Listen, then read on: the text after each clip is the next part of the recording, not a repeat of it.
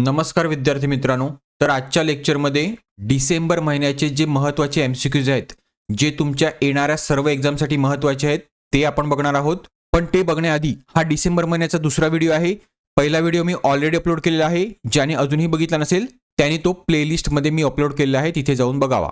तर चला चालू करूया आजच्या लेक्चरला. तर बघा, युनायटेड नेशनचा एक सर्वोच्च सन्मान आहे. कशामधला? पर्यावरणातला, ज्याचं नाव आहे चॅम्पियन्स ऑफ द अर्थ. तर हा अवॉर्ड एका भारतीय व्यक्तीला भेटला आहे. तर त्यांचं नाव काय आहे? तर त्यांचं नाव आहे सुप्रिया साहू. आता बघा, हा जो अवॉर्ड आहे तो इतक्या साऱ्या कॅटेगरीज मध्ये दिला जातो. त्याच्यामध्ये जी इन्स्पिरेशन अँड ऍक्शन कॅटेगरी आहे त्यामध्ये सुप्रिया साहू यांना हा अवॉर्ड भेटलेला आहे. पण जर तुम्हाला दुसरं काही विचारलं तर तुम्ही इथे वाचून घ्या. लाईफ टाईम अचीवमेंट विचारलं तर मॅनफ्रेडी कार्टागिरोनं. त्यानंतर Pacific island student fighting climate चेंजला पॉलिसी लिडरशिपसाठी भेटलेला आहे. पण बघा, मोस्ट ऑफ द तुम्हाला एक्झाम मध्ये हाच विचारला जाईल की इन्स्पिरेशन अँड ऍक्शन कॅटेगरीमध्ये तो कोणाला भेटलेला आहे. तर तुम्हाला सुप्रिया साहू हेच मार्क करायचं आहे. आता हा अवॉर्ड ह्यांना का भेटलेला आहे? तर ह्यांनी दोन क्षेत्रामध्ये खूप सारं काम केलेलं आहे. एक म्हणजे सस्टेनेबल कुलिंग किंवा शाश्वत शीतकरण, आणि दुसरं म्हणजे इकोसिस्टीम रिस्टोरेशन. तर बघा, सुप्रिया साहू ज्या आहेत त्या एक IAS ऑफिसर आहेत. कुठे काम करतात? तर तामिळनाडू ह्या राज्यामध्ये. जो त्या राज्याचा एन्व्हायरमेंट अँड क्लायमेट चेंज विभाग आहे त्याच्या त्या CEO आहेत. आणि त्यांनी तिथे सस्टेनेबल कुलिंग ह्या क्षेत्रामध्ये काय बनवलं आहे? तर उष्णतेपासून बचावासाठी कूल रूफ बनवलेले आहेत. त्यानंतर इकोसिस्टीम रिस्टोरेशन ह्या क्षेत्रामध्ये त्यांनी काय केलेलं आहे? तर 10 कोटीहून अधिक ही झाडं प्लांट केलेली आहेत. त्याचबरोबर जे कांदळवन असते, मॅनग्रुव्ज, ह्यांना प्रोटेक्ट करण्यासाठी सुद्धा काम केलेलं आहे. तर ह्या क्षेत्रामध्ये काम करून त्यांनी जवळपास 25 लाख ग्रीन जॉब्स, ठीक आहे, हे क्रिएट केलेले आहेत. क्लिअर आहे? चला पुढे.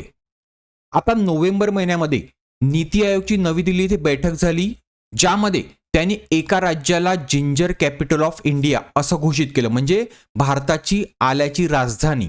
तर ते कुठलं राज्य होतं यापैकी? तर ते आहे मिझोरम हे राज्य. आता हे राज्य आलाचं उत्पादन करणाऱ्या भारतामधील जे राज्य आहेत त्यांच्यामधलं एक प्रमुख राज्य आहे. पण सर्वात महत्वाचं म्हणजे इथे जे आलं पिकवलं जाते ते टोटली ऑर्गॅनिक पद्धतीने केलं जाते. म्हणून ह्या आल्याची जी डिमांड आहे ती दिवसेंदिवस बाजारपेठेत वाढत आहे. आणि ह्या आल्याला जागतिक बाजारपेठ मिळावी म्हणून नीती आयोगाने त्याला ते जिंजर कॅपिटल असं नाव दिलेलं आहे त्या राज्याला. क्लिअर आहे? पुढे. इंटरनॅशनल हॉकी फेडरेशनचा जो हॉकीचा मेन्स ज्युनियर वर्ल्ड कप झाला त्यामध्ये कुठला देश विनर ठरलेला आहे? तर सगळ्यात आधी लक्षात घ्या की हा जो वर्ल्ड कप आहे तो कुठे आयोजित केला गेला होता? तर तो केला गेला होता तामिळनाडूमध्ये 2 शहरामध्ये. एक आहे चेन्नई आणि दुसरं आहे मदुरई. चेन्नईमधल्या मेजर राधाकृष्ण हॉकी स्टेडियमवर हा खेळला गेला. त्याचप्रमाणे मदुराईमधल्या मदुराई इंटरनॅशनल हॉकी स्टेडियमवर हा खेळला गेला. तर ह्या वर्ल्ड कपमध्ये जी फायनल मॅच होती किंवा जी फायनल जिंकलेली आहे ती कुठल्या देशाने जिंकलेली आहे? तर ती जिंकलेली आहे जर्मनी ह्या संघाने. आणि जर्मनीने कोणाला हरवलेलं आहे? तर जर्मनीने स्पेन ह्या देशाला हरवून हे टायटल हे जिंकलेलं आहे. ते पण त्याने कशामध्ये हरवलेलं आहे? तर पेनल्टी शूटआउटमध्ये हरवलेलं आहे. 1-1 मध्ये बरोबरी सुटलेला होता सामना, पण पेनल्टी शूटआउटमध्ये 3-2 ह्या फरकाने तो जिंकलेला आहे. त्याचप्रमाणे ह्या स्पर्धेमध्ये जर तुम्हाला भारताची कामगिरी बघायची असेल तर भारत ह्या स्पर्धेमध्ये थर्ड नंबरला आलेला आहे. म्हणजेच भारताने इथे ब्रॉन्झ मेडल जिंकलेलं आहे. आणि हे ब्रॉन्झ मेडल कोणाला हरवून जिंकलेलं आहे? तर ते जिंकलेलं आहे अर्जेंटिनाला हरवून. ही स्पर्धा भारताने 2001 आणि 2016 मध्ये जिंकली होती. पुढे इंडिव्हिज्युअल अवॉर्ड्स बघायला गेलात तर बेस्ट प्लेअर आणि FIH रायझिंग स्टारचा अवॉर्ड भेटलेला आहे कॅस्पर वॅन्डेरवनना, जो आहे नेदरलँडचा खेळाडू. त्यानंतर जो टॉप स्कोरर आहे तो आहे अमरिल इस्लाम, बांगलादेशचा खेळाडू. आणि जॅस्पर डिट्सरला गोलकीपर म्हणून, बेस्ट गोलकीपर म्हणून अवॉर्ड हा भेटलेला आहे. ठीक आहे, ही नावं फक्त तुम्ही वाचून घ्या, इतकं काही महत्वाचं नाहीये, फक्त कोणी जिंकलं हे तुम्हाला महत्वाचं आहे. आता तुम्ही SIR म्हणून नाव ऐकलं असेल. जेव्हा बिहार निवडणूक झाली तेव्हा SIR हे नाव खूप चर्चेत होतं. स्पेशल इंटेन्सिव्ह रिव्हिजन म्हणजे काय? तर ही एक प्रक्रिया आहे निवडणुकीमधली. निवडणुक्या याद्या ज्या आहेत त्या पुन्हा फेरफार करून व्यवस्थित करण्याची, जी कोणी राबवली होती? तर निवडणूक आयोगाने राबवली होती. आणि ही फेज 1 मध्ये कुठे राबवली गेली होती? तर बिहारचं जेव्हा इलेक्शन आलं होतं त्याच्या आधी ही राबवली होती. मी तुम्हाला सांगितल्याप्रमाणे ह्या प्रक्रियेमध्ये निवडणूक जी यादी असते, तुमची मतदार यादी असते, ती पूर्णपणे नवीन बनवली जाते. तर हे काम निवडणूक आयोगामार्फत जे नेमलेले सीईओ असतात म्हणजे मुख्य निवडणूक अधिकारी, यांच्या मार्फत जे BLO असतात, ब्लॉक लेवल ऑफिसर, ह्यांच्या थ्रू ती माहिती गोळा करून, घरोघरी जाऊन माहिती गोळा करून, डॉक्युमेंट सबमिट करून पुन्हा एक निवडणूक यादीही तयार केली जाते, जेणेकरून मतदार यादीमध्ये जे डबल नाववाले व्यक्ती असतील किंवा एका व्यक्तीचं जर 2 ठिकाणी नाव असेल तर ते कमी केलं जाते. त्याचप्रमाणे जर कोणी व्यक्ती मृत्यू असतील, त्यांचं नाव जर कमी झालं नसेल तर ते कमी केलं जाते. तर हे आहे स्पेशल इंटेन्सिव्ह रिव्हिजन. आणि हे पहिल्या फेजमध्ये पहिलं राज्य कुठलं होतं करणारं, तर हे होतं बिहार हे राज्य. पण ही प्रक्रिया फेज 2 मध्ये देशातल्या 12 युनियन टेरिटरी आणि स्टेट्समध्ये राबवली जाणार आहे, ज्यामध्ये पहिला इलेक्ट्रिकल रोल किंवा मतदार यादी जी आहे ती डिजिटलाइज करायचं काम कुठल्या राज्यानं केलं आहे, तर ते केलं आहे राजस्थान या राज्याने. हे सगळ्यात इम्पॉर्टंट प्रश्न आहे, सगळ्यांनी लक्षात ठेवायचं आहे. जर तुम्हाला प्रश्न विचारला गेला की 100% डिजिटलायझेशन कोणी केलेलं आहे देशामध्ये, तर ते केलं आहे राजस्थान ह्या राज्याने. पण पहिलं SIR कुठे राबवलं गेलं, ते गेलं बिहार ह्या राज्यामध्ये. कन्फ्यूज व्हायचं नाही. क्लिअर आहे. पुढे मुख्यमंत्री बळीराजा शेत पाणंद रस्ते योजना ही कुठल्या राज्याची योजना आहे, तर ही आहे महाराष्ट्राची योजना. आता ह्या योजनेचा मुख्य उद्देश काय आहे, तर शेतकऱ्यांच्या शेतापर्यंत रस्ते हे तयार करणे. कशाच्या मदतीने, तर पूर्ण मशीनच्या मदतीने, मेकॅनाइज. म्हणजेच ते रस्ते हे फास्ट बनवले जातील. त्याचप्रमाणे हे जे रस्ते असतील ते ऑल वेदर रस्ते असतील, म्हणजे वर्षभरातील कुठल्याही हवामानाचा ह्यावर परिणाम होणार नाही. आता हे रस्ते का बनवत आहे महाराष्ट्र राज्य, तर ह्याचा महत्वाचा उद्देश आहे तो म्हणजे शेतकऱ्याला जो शेतमाल आहे शेतकऱ्याचा तो जलद गतीने बाजारपेठेपर्यंत पोहोचावा, म्हणजेच शेतमालाची जी वाहतूक आहे ती सुलभ व्हावी. त्याचप्रमाणे जर शेतामध्ये खतं बियाणं हे न्यायचं असेल तर हे सुद्धा सोपं व्हावं. तर हा महत्वाचा उद्देश आहे.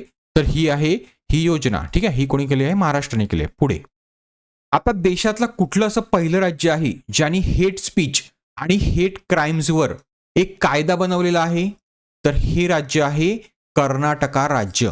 म्हणजे आता ह्या राज्यामध्ये जर तुम्ही धर्माच्या आधारावर, भाषेच्या आधारावर, समुदाय, लिंग ह्या सगळ्यांच्या आधारावर जर कुठल्याही प्रकारचा भेदभाव, कुठल्याही प्रकारचं हेट स्पीच किंवा कुठल्याही प्रकारचं हेट क्राईम जर करणार असाल, तर आता तुम्हाला ह्या कायद्यानुसार खूप मोठ्या शिक्षेची प्रावधान हे त्यांनी केलेलं आहे. जर तुम्ही पहिला गुन्हा केला तर तुम्हाला जवळपास 7 वर्ष हे कारावास भोगावा लागेल. पुढच्या सगळ्या गुन्ह्यासाठी तुम्हाला मिनिमम 10 वर्ष हा कारावास भोगावा लागेल. तर हे करणारं पहिलं राज्य कुठलं आहे, तर कर्नाटक हे राज्य आहे. खूप इम्पॉर्टंट प्रश्न आहे. पुढे आता कुठल्या राज्य सरकारने महादेव फुटबॉल इनिशिएटिव्ह किंवा प्रोजेक्ट महादेवा ही स्कीम लॉन्च केली आहे, तर ही स्कीम लॉन्च केली आहे आपल्या महाराष्ट्र राज्याने. तर बघा आपल्या रुरल इंडियामध्ये किंवा गावांमध्ये हे खूप सारं टॅलेंट असतं, स्पोर्ट्समधलं टॅलेंट असतं, पण त्यांना प्रॉपर ट्रेनिंग, प्रॉपर न्यूट्रिशन ह्या सगळ्यांची गरज असते जर त्याला इंटरनॅशनल, नॅशनल अशा लेवलला खेळायचं असेल तर. तर आता ही जी स्कीम आहे प्रोजेक्ट महादेवा ही महाराष्ट्र गव्हर्नमेंटने फुटबॉलमध्ये आणलेली आहे. जेव्हा मेसी हा भारत दौऱ्यावर आला होता आणि जेव्हा तो मुंबईत आला होता तेव्हा ह्या स्कीमचं लॉन्च त्याच्या मार्फत महाराष्ट्र गव्हर्नमेंटने केलेलं आहे.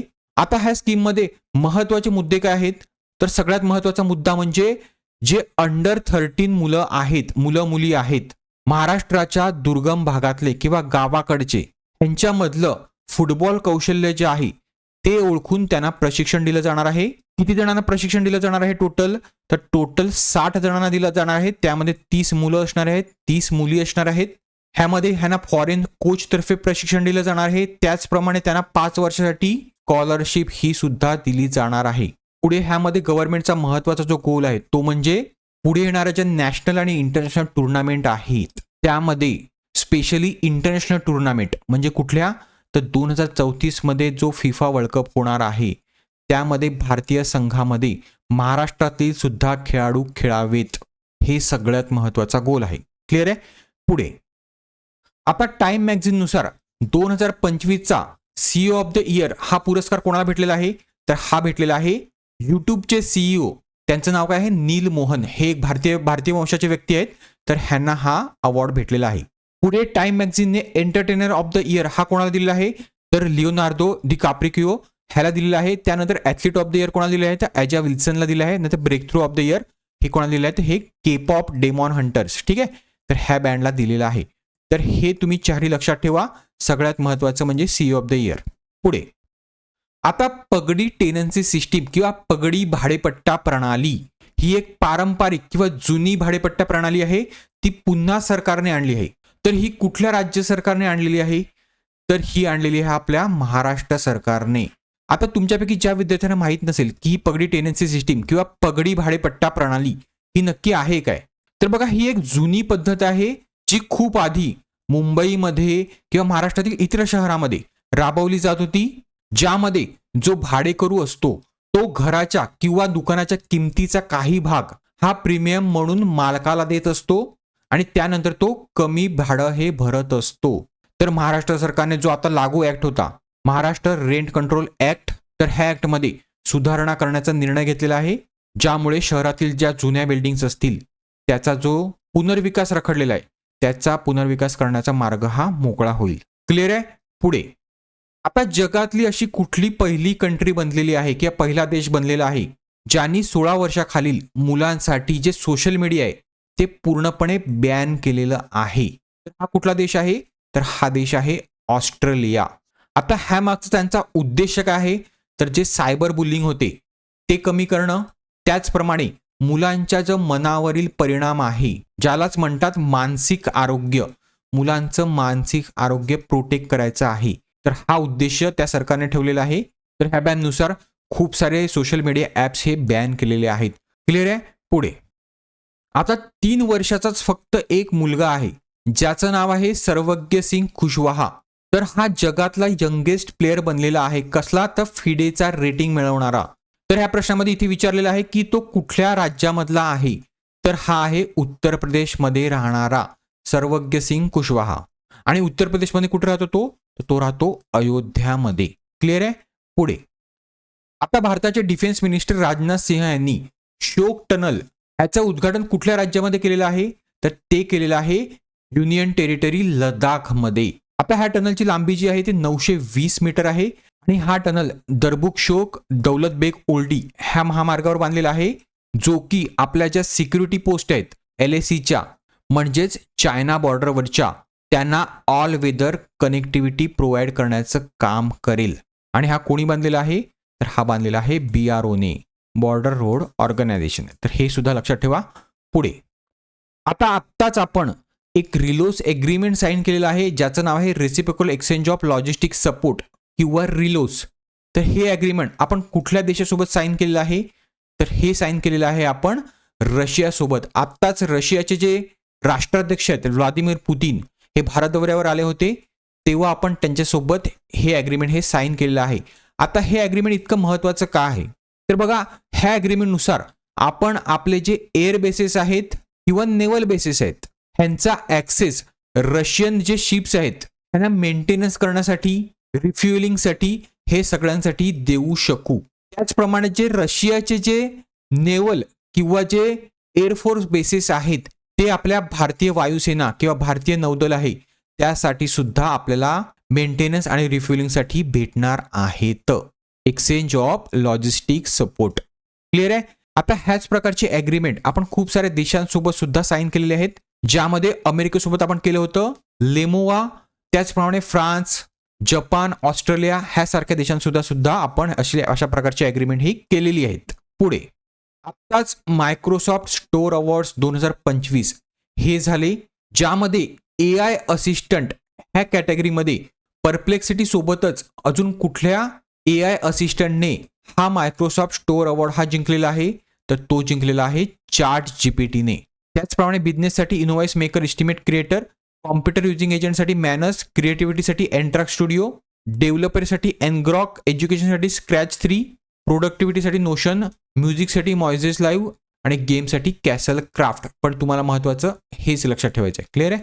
पुढे आता ओंकोसरायसिस ह्या नावाचा आजार आफ्रिकेमधला एक असा कंट्री आहे, पहिला कंट्री आहे ज्याने हा पूर्णपणे नष्ट केला आहे किंवा एलिमिनेट केला आहे.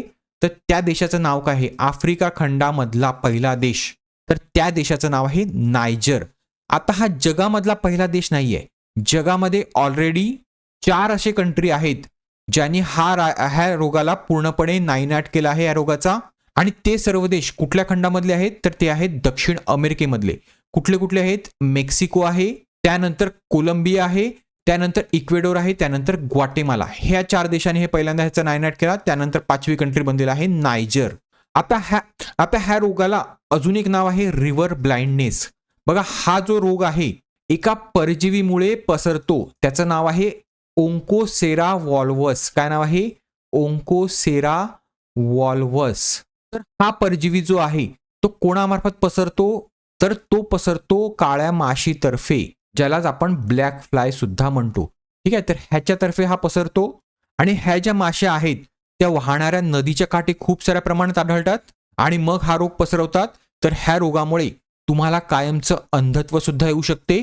त्यामुळे कीटकनाशकाच्या माध्यमातून ह्या रोगाला थांबवलं जाऊ शकते. त्याचप्रमाणे आयव्हरमेक्टिन नावाचं जे ड्रग आहे त्याच्या मार्फत सुद्धा थांबवलं जाऊ शकते. आणि हे कोणी करून दाखवलं आहे? तर नायजरने करून दाखवलं आहे. पुढे आता भारतीय सैन्यातील एक मेजर आहेत, त्यांनी एक गाडी तयार केलेली आहे. ते खूप सारे इनोव्हेशन करतात. तर त्यांनी इथे अशी एक 6 चाकी जीप बनवलेली आहे जी की अनमॅन असणार आहे, ज्याचं नाव त्यांनी दिलेलं आहे सॅपर साऊट व्हर्जन 2.0. तर त्या मेजरचं नाव काय आहे? तर त्या मेजरचं नाव आहे मेजर राजप्रसाद आर्यस. आणि ते भारतीय सैन्याच्या 7th इंजिनियर रेजिमेंटचे मेजर आहेत. आणि हे त्यांचं 12वं इनोव्हेशन आहे. ह्या आधी त्यांनी 11 इनोव्हेशन ऑलरेडी केलेले आहेत. तर बघा, ह्या गाडीचं जे वैशिष्ट्य आहे ते म्हणजे ह्या गाडीला 6 चाकं आहेत. ही गाडी कुठल्याही प्रदेशामध्ये, म्हणजे वाळवंट असो किंवा बर्फाच्छादित प्रदेश असो, कुठलंही टेरेन असो, त्यावर ही गाडी व्यवस्थितरित्या चालते. कुठल्याही प्रकारच्या पर्सनची गरज नाही, पूर्ण रोबोटिक गाडी आहे. पुढे ही गाडी लँडमाइन्स सुद्धा शोधू शकते. त्यानंतर ह्याचा उपयोग वॉर सिच्युएशन मध्ये दारुगोळा किंवा वेपन्स हे पुरवण्यासाठी सुद्धा होऊ शकतो. तिची जी वजन कॅरिंग कॅपॅसिटी आहे ती आहे जवळपास 900 किलो. पुढे ही गाडी शत्रूंच्या हालचालीवर नियंत्रण करण्यासाठी सुद्धा उपयोग केली जाऊ शकते. तर अशा प्रकारचे खूप सारे उपयोग हिचे आहेत. तर हिचं नाव आहे सॅपर साऊट व्हर्जन 2.0. तर हे सुद्धा लक्षात ठेवा आणि हे कोणी बनवले ते सुद्धा लक्षात ठेवा. पुढे आता भारतामध्ये फेब्रुवारी महिन्यामध्ये एक ग्लोबल समिट होणार आहे, AI इम्पॅक्ट समिट. कुठे होणार आहे? तर नवी दिल्लीमध्ये होणार आहे. तर ह्या समिटच्या आधी काही regional artificial intelligence impact conference होत आहेत. तर आता जी डिसेंबर महिन्यात जी इम्पॅक्ट समिट झाली किंवा कॉन्फरन्स झाली ती कुठल्या राज्यामध्ये झाली? तर ती झाली मेघालयामध्ये. आणि मेघालयामध्ये कुठे? तर शिलाँगमध्ये.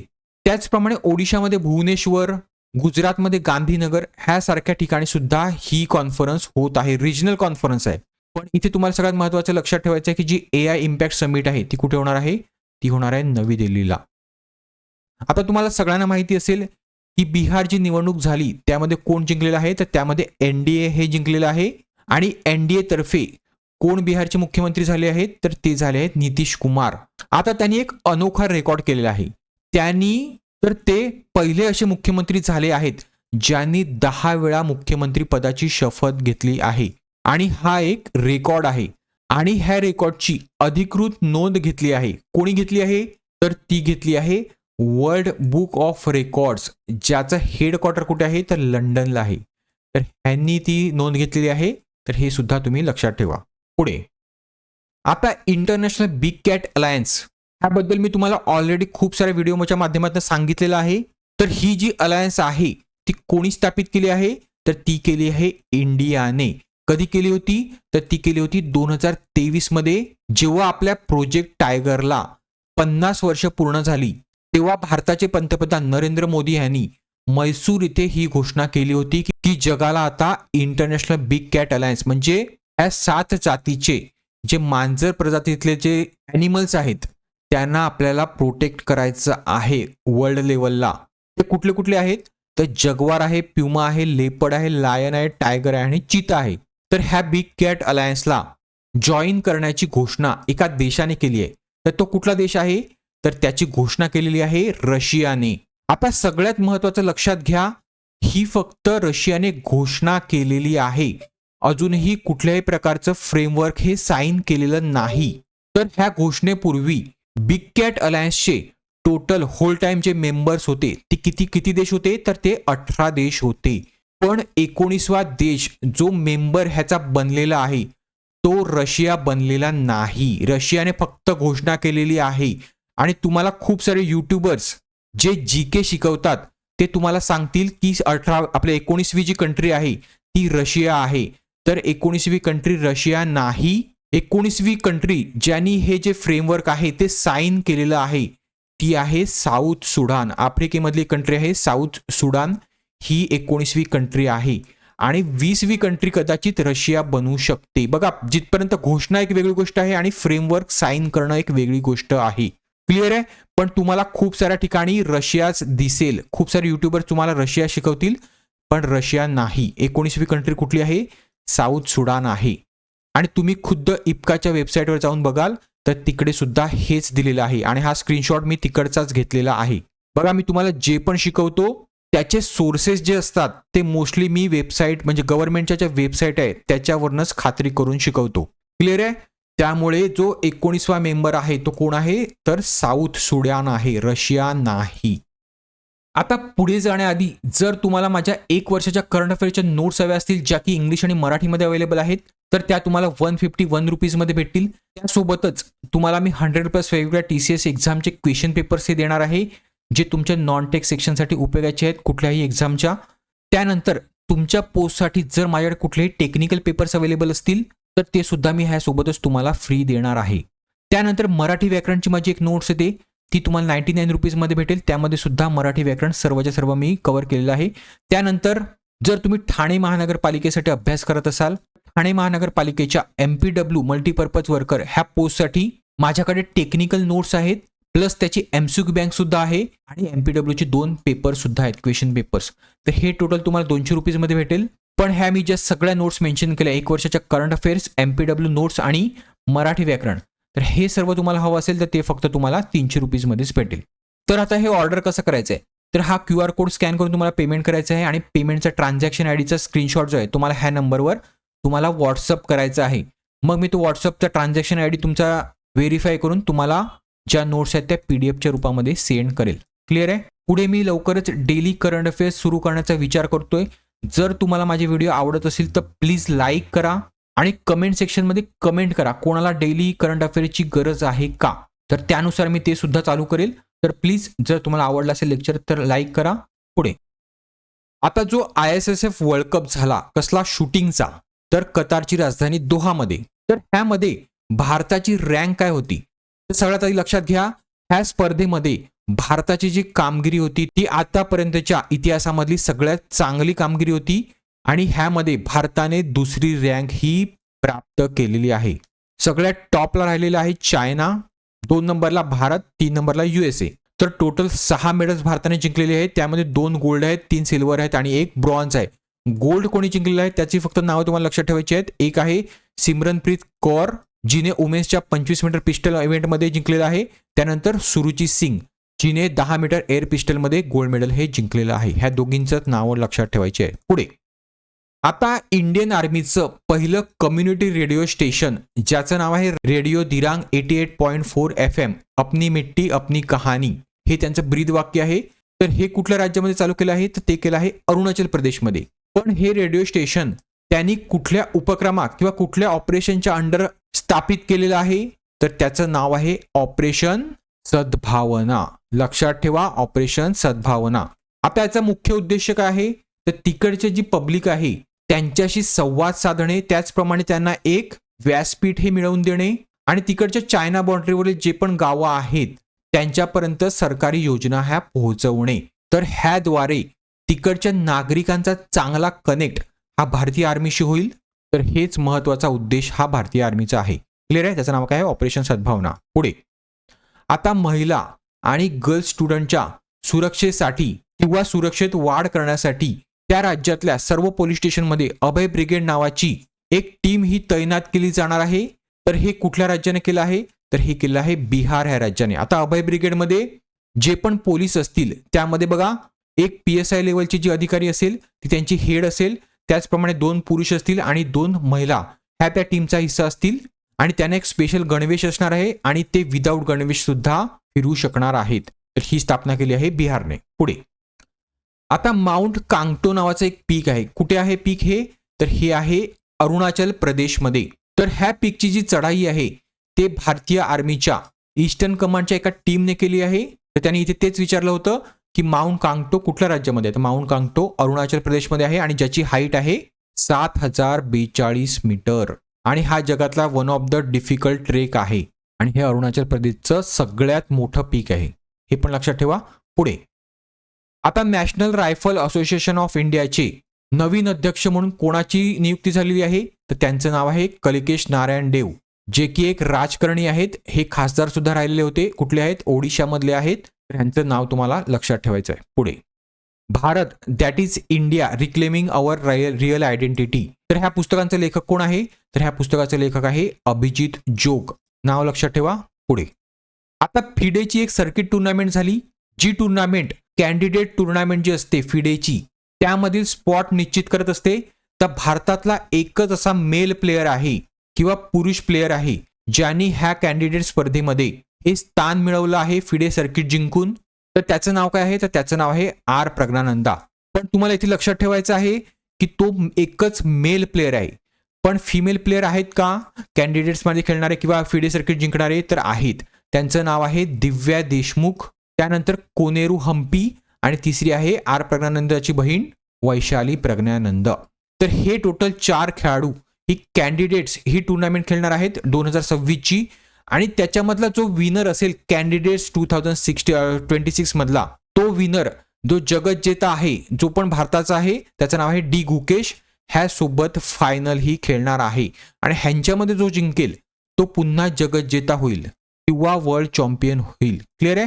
तर हे सगळ्यांनी लक्षात घ्यायचं आहे. पुढे आता global energy leader summit GELS 2025 जी भारताची पहिली अशी समिट होती किंवा परिषद होती जी एनर्जी सफिशियन्सी म्हणजे ऊर्जा स्वावलंबन, सस्टेनेबिलिटी म्हणजे शाश्वतता, त्यानंतर इनोव्हेशन ह्या विषयांवर होती. तर ही समिट कुठल्या राज्यामध्ये आयोजित केली होती? तर ही समिट झालेली आहे पुरी ओडिशा येथे. जगन्नाथपुरी तुम्ही नाव ऐकलं असेल, पुरी ओडिशा.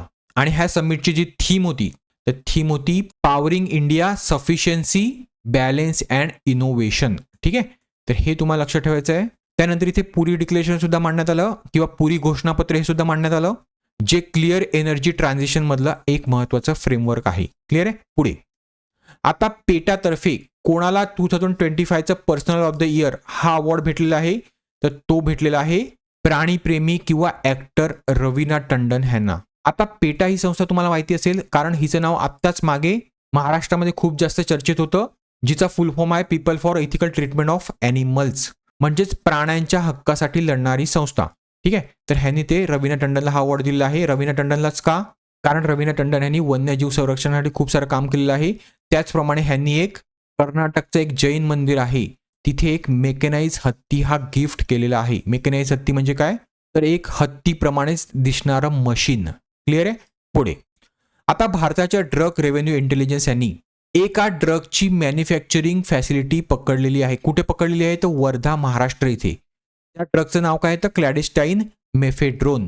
तर ही फॅसिलिटी पकडण्यासाठी त्यांनी जे एक टार्गेटेड ऑपरेशन केलं त्या ऑपरेशनचं नाव काय आहे? तर हे तुम्हाला विचारलं जाऊ शकते. त्याचं नाव आहे ऑपरेशन हिंटरलँड ब्र्यू. ठीक आहे, हे लक्षात ठेवा. महाराष्ट्र संबंधित प्रश्न आहे. क्लिअर आहे? पुढे आता भारताची पहिली fully integrated battery materials manufacturing facility म्हणजेच इथे बॅटरीचे जे पण पार्ट आहेत जे EV मध्ये यूज केले जातात EV बॅटरीसाठी त्याचं मॅन्युफॅक्चरिंग केलं जाईल. तर ही फॅसिलिटी कुठे उभारली जात आहे? तर ही उभारली जात आहे गुजरातमध्ये भरूचमध्ये. तर बघा इलेक्ट्रिक व्हेकल्स जे आहेत त्यांना कसली गरज असते? तर बॅटरीची गरज असते आणि बॅटरीचे जे पार्ट्स आहेत बॅटरी असू द्या किंवा बॅटरीचे अन्य पार्ट्स असू द्या ते आजही आपल्याला इम्पोर्ट करावे लागतात. कुठून? तर चायनामधनं. आता ह्याच्यामधले काही पार्ट्स जे आहेत त्याची जी मॅन्युफॅक्चरिंग फॅसिलिटी आहे ती भारत आता इथे भरूच इथे स्थापित करत आहे, ज्यामध्ये इंटरनॅशनल फायनान्स कॉर्पोरेशनने जवळपास $50 मिलियन हे इन्व्हेस्ट केलेले आहेत. क्लिअर आहे? पुढे आता आशिया खंडातली पहिली प्रोटेक्टेड रॉयल बर्ड सँक्च्युरी हिचं पुनरुत्थान करण्यासाठी एक उत्सव किंवा एक फेस्टिवल हा सेलिब्रेट करण्यात आला. त्याचं नाव आहे चरैचुंग फेस्टिवल.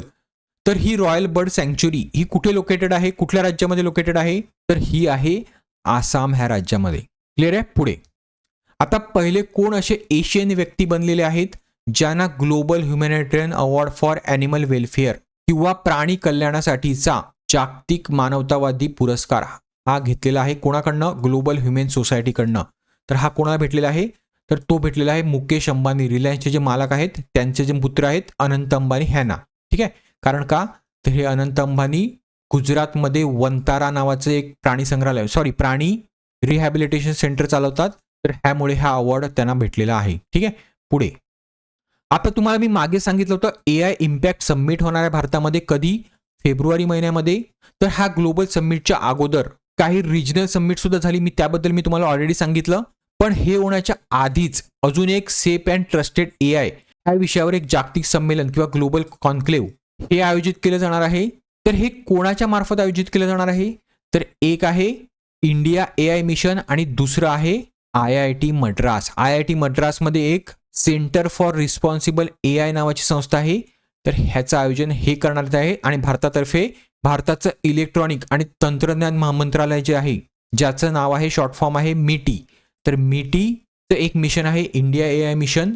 तर हे इंडिया AI मिशन आणि सेंटर फॉर रिस्पॉन्सिबल AI या दोन संस्था मिळून ह्याचं आयोजन करणार आहेत. आता जे नवी दिल्ली येथे AI इम्पॅक्ट समिट होणार आहे फेब्रुवारी महिन्यामध्ये, ह्याचा महत्त्वाचा जो उद्देश किंवा गोल काय आहे? तर ह्यांना एक AI फ्रेमवर्क तयार करायचा आहे. म्हणजेच AIचा उपयोग हा मनुष्याच्या भल्यासाठी कसा करता येईल, त्यासाठी काय रूल्स असावेत, तर ह्या संबंधी तिथे डिस्कस केलं जाईल. पुढे ही जी AI वरची समिट असेल ती ग्लोबल साऊथच्या ज्या कंट्रीज आहेत त्यामध्ये भरणारी सगळ्यात पहिली परिषद असेल आणि ती कुठे होणार आहे? ती भारतामध्ये होणार आहे. त्याआधी मी मागच्या वर्षी बोललेलो होतो की अशाच प्रकारची जी परिषद आहे ती कुठे भरवण्यात आली होती? तर पॅरिसमध्ये भरवण्यात आली, फ्रान्समध्ये भरवण्यात आली होती. त्याचप्रमाणे इंग्लंडमध्ये सुद्धा झाली होती. तर माझे जुने जे पण स्टुडंट असेल तर त्यांना ही माहिती असेल. क्लिअर आहे. पुढे आता सेन्ना स्पेक्टॅबिलिस नावाचं एक झाड आहे किंवा एक वनस्पती आहे जी एक बाहेरची वनस्पती आहे. म्हणजे दक्षिण अमेरिका खंडातले जे पण देश आहेत तिथून ही वनस्पती भारतामध्ये आलेली आहे आणि ही जी वनस्पती आहे ती भारतातले जे लोकल वृक्ष आहेत त्यांना डॅमेज करत आहे. कारण ह्या वनस्पतीचा जो पसरण्याचा वेग आहे तो खूप जास्त आहे. त्यामुळे लोकलच्या वनस्पती आहेत किंवा जे आपले लोकल वृक्ष आहेत त्यांना हे इजा पोहोचत आहे. तर ह्या सेना स्पेक्टॅबिलिसला पूर्णपणे काढून टाकण्याचं काम आता एका राज्याने हाती घेतलेलं आहे. तर त्या राज्याचं नाव काय आहे? तर त्या राज्याचं नाव आहे तमिळनाडू. पुढे हे काढल्यानंतर ह्याचा उपयोग ते लोक ते कागद मॅन्युफॅक्चरिंगसाठी ह्याचा उपयोग सुद्धा करणार आहेत. क्लिअर आहे. पुढे आता इंडियन आर्मीचे एक कर्नल आहेत ज्यांचं नाव आहे प्रतीक रॉय. ह्यांना गिडीज गेवल हा अवॉर्ड भेटलेला आहे कारण ह्यांनी त्या देशाची जी डिफेन्स अकॅडमी आहे इथे जाऊन एक कोर्स पूर्ण केलेला आहे. तर कुठल्या देशाच्या इन्स्टिट्यूटमध्ये ह्यांनी कोर्स पूर्ण केला आहे आणि त्या देशाने त्याला हा अवॉर्ड दिलेला आहे? तर तो देश आहे ऑस्ट्रेलिया. आता ह्या कोर्समध्ये काय काय शिकवलं जातं हे इतकं महत्त्वाचं नाही आहे, पण शॉर्टमध्ये तुम्हाला सांगतो. इथे इंटरनॅशनल रिलेशन, राजनीतिक, लष्करी, सांस्कृतिक अशा प्रकारची रिलेशन कशी टिकवायची हे शिकवलं जातं. पण तुम्हाला इथे महत्त्वाचं हेच लक्षात ठेवा कुठे हा कोर्स त्याने कम्प्लीट केला आहे? तर ऑस्ट्रेलियामध्ये केला आहे. पुढे आता युनेस्कोने आत्ताच एक लिस्ट डिक्लेअर केली आहे. कसली? Intangible cultural heritage of humanity, म्हणजे मानवतेचं अमूर्त विरासत. जी लिस्ट त्याने कुठे डिक्लेअर केली आहे? तर ती केली आहे 20वी युनेस्कोची बैठक जी झाली इंटर गव्हर्नमेंटल कमिटी सेशन. कुठे झालं? तर दिल्लीचा जो लाल किल्ला आहे तिथे ही बैठक झाली होती आणि ह्या बैठकीमध्ये त्यांनी एक भारतीय सण ज्याला इंटँजिबल लिस्टमध्ये त्यांनी इन्क्लूड केलेला आहे. त्या सणाचं नाव काय आहे? तर त्या सणाचं नाव आहे दीपावली किंवा दिवाळी. आता दिवाळी हा पहिला सण आहे का? तर नाही. ह्या आधी सुद्धा खूप सारे सण त्याच्यामध्ये आलेले आहेत. तर हा जो आपला सण आहे दिवाळी तो 16वा सांस्कृतिक घटक हा ठरलेला आहे भारतातर्फे. ह्या आधी मी कुंभमेळा, योगा, कोलकाताची दुर्गा पूजा, गरबा, गुजरातचा गरबा, तर अशा प्रकारचे जे सांस्कृतिक हे आहेत ते ऑलरेडी ह्याच्यामध्ये आलेले आहेत आणि 16वा जो आहे तो आहे दिवाळी. तर हे सगळ्यांना लक्षात ठेवायचं आहे. आता भारताने पूर्णपणे स्वदेशी हायड्रोजन इंधनावर चालणारी प्रवासी नौका ही वाराणसी इथे लॉन्च केलेली आहे. वाराणसीमध्ये कुठे? तर नमो घाटावर. ठीक आहे. आता ह्या बोटीचं सगळ्यात महत्त्वाचं वैशिष्ट्य म्हणजे काय? तर प्रदूषण मुक्त बोट. तर हिच्यातनं जे पण उत्सर्जन होते ते कसलं होते माहिती आहे? ते पाण्याच्या वाफेचं होते. कारण हायड्रोजनमुळे जी पण एनर्जी येते ती कन्वर्ट करून हे इंजिन चालवलं जाते आणि वाफ ही बाहेर उत्सर्जित केली जाते. तर ही नौका कोणी बांधलेली आहे, तर ही बांधलेली आहे कोचिन शिपयार्ड लिमिटेडने. आणि ह्याचं जे उद्घाटन झालेलं आहे नमो घाटावर ते कोणी केलेलं आहे, तर भारताचे जे बंदर, जहाजमार्ग आणि जहाज बांधणी मंत्री जे आहेत, ज्यांचं नाव आहे सर्वानंद सोनोवाल, ह्यांनी इथे वाराणसी इथे लॉन्च हे केलेलं आहे. क्लिअर आहे. पुढे आता कुठल्या संस्थेने 2025 साठी आर्किटेक्ट ऑफ AI किंवा कृत्रिम बुद्धिमत्तेचे शिल्पकार हे पर्सन ऑफ द इयर 2025 म्हणून घोषित केलेलं आहे, तर ते आहे टाइम मॅगझिनने. आता आर्किटेक्ट ऑफ AI हा पर्सन कसा काय असू शकतो, तर बघा ह्याच्यामध्ये खूप सारे लोक आलेले आहेत ज्यांनी AI डेव्हलपमेंटसाठी काम केलेलं आहे. तर ह्या सगळ्यांना पर्सन ऑफ द इयर हा अवॉर्ड टाइम मॅगझिन तर्फे देण्यात आलेला आहे. क्लिअर आहे. पुढे आर्टन कॅपिटल नुसार जगातला सगळ्यात स्ट्रॉंगेस्ट पासपोर्ट जो आहे तो आहे युनायटेड अरब अमिरेट्स किंवा UAEचा पासपोर्ट, ज्याचा मोबिलिटी स्कोर आहे तो 179 आहे. तर ह्या पासपोर्ट इंडेक्समध्ये भारताची रँक कितवी आहे, तर ह्या पासपोर्ट इंडेक्सनुसार भारताची जी रँक आहे ती आहे 67 ही रँक. आता तुम्हाला अशा प्रश्नामध्ये व्यवस्थित लक्षात ठेवायचं आहे की तुम्हाला कुठल्या संस्थेतर्फे हा इंडेक्स देण्यात आलेला आहे हे विचारलेलं आहे. आर्टन कॅपिटल आणि हेनली पासपोर्ट इंडेक्स ह्यामध्ये कोणीही कन्फ्यूज व्हायचं नाहीये, कारण हे दोनच इंडेक्स तुम्हाला परीक्षेमध्ये विचारले जातात, हेनले किंवा आर्टन कॅपिटल. आर्टन कॅपिटलनुसार भारताची रँक 67 आहे, हेनले पासपोर्ट इंडेक्सनुसार भारताची रँक ही 83rd आहे, 83वी आहे. आणि हेनली पासपोर्ट इंडेक्सनुसार जी पहिली रँक आहे ती कुठल्या देशाची आहे, तर सिंगापूर ह्या देशाचा पासपोर्ट हा सगळ्यात स्ट्रॉंग आहे. कोणानुसार, हेनले पासपोर्ट इंडेक्सनुसार. क्लिअर आहे. तर हा डिफरन्स तुम्ही लक्षात ठेवायचा आहे. पुढे आता 7वी ग्लोबल एन्व्हायरमेंट आउटलुक 2025 म्हणजेच GEO7 हा रिपोर्ट जो आलेला आहे त्यानुसार जे ग्रीन हाऊस गॅस आहेत त्यांचं इमिशन आहे ते 1.5% ॲन्युअली वाढलेलं आहे. कधीपासनं, 1990 ह्या सालापासनं. तर हा जो रिपोर्ट आहे तो कोणत्या संस्थेने रिलीज केलेला आहे, तर हा जो रिपोर्ट आहे तो UNची एक संस्था आहे, United Nation environment programme UNEP, जिचं हेडक्वार्टर कुठे आहे, तर केनियाच्या नैरोबी शहरामध्ये. क्लिअर आहे. तर हे सगळ्यांनी लक्षात ठेवायचं आहे. पुढे आता कुठल्या राज्याने मायक्रोसॉफ्ट आणि सायबर आय ह्या संस्थेतर्फे पार्टनरशिप केलेली आहे आणि एक AI पॉवर्ड प्लॅटफॉर्म लॉन्च केलेला आहे. कशासाठी, तर सायबर क्राईम इन्व्हेस्टिगेशनसाठी. आणि ह्या प्लॅटफॉर्ममुळेच जे सायबर क्राईम्स आहेत, आता सायबर क्राईम्स म्हणजे कुठले कुठले, तर जे पण फोनचा जो पण डेटा आहे किंवा अन्य कुठले डिजिटल डेटा आहेत ह्यांचं जे इन्व्हेस्टिगेशन आहे ते फास्टरित्या कसं करता येईल आणि जलदरित्या तो रिपोर्ट कसा सादर केला जाईल किंवा इन्व्हेस्टिगेशन कंप्लीट कसं केलं जाईल, तर ह्यासाठी तिकडच्या स्टेट पोलिसांची हे मदत करेल हा प्लॅटफॉर्म. तर ते कुठलं राज्य आहे, तर ते राज्य आहे आपलं महाराष्ट्र राज्य. सगळ्यांनी लक्षात ठेवायचा खूप इम्पॉर्टंट प्रश्न आहे. आणि हा प्रोग्राम महाराष्ट्रामध्ये सगळ्यात पहिल्यांदा नागपूर इथे 23 पोलीस ठाण्यामध्ये ट्रायल बेसिसवर करण्यात आला. आता तो पूर्ण महाराष्ट्रामध्ये करण्यात येणार आहे, सगळे जेवढे पण पोलीस ठाणे आहेत तिथे. आणि ह्या प्लॅटफॉर्मचं नाव काय आहे, तर ह्या प्लॅटफॉर्मचं नाव आहे महाक्राईम OS AI. काय, महाक्राईम OS AI. चला, होप करतो तुम्हाला हा व्हिडिओ आवडला असेल आणि व्हिडिओ आवडला असेल तर शेअर, लाईक आणि सबस्क्राईब करायला विसरू नका. त्याचप्रमाणे व्हिडिओ अकॅडमीच्या टेलिग्राम चॅनलला सुद्धा फॉलो करायला विसरू नका. त्याची लिंक तुम्हाला डिस्क्रिप्शन बॉक्समध्ये भेटेल. चला, थँक्यू.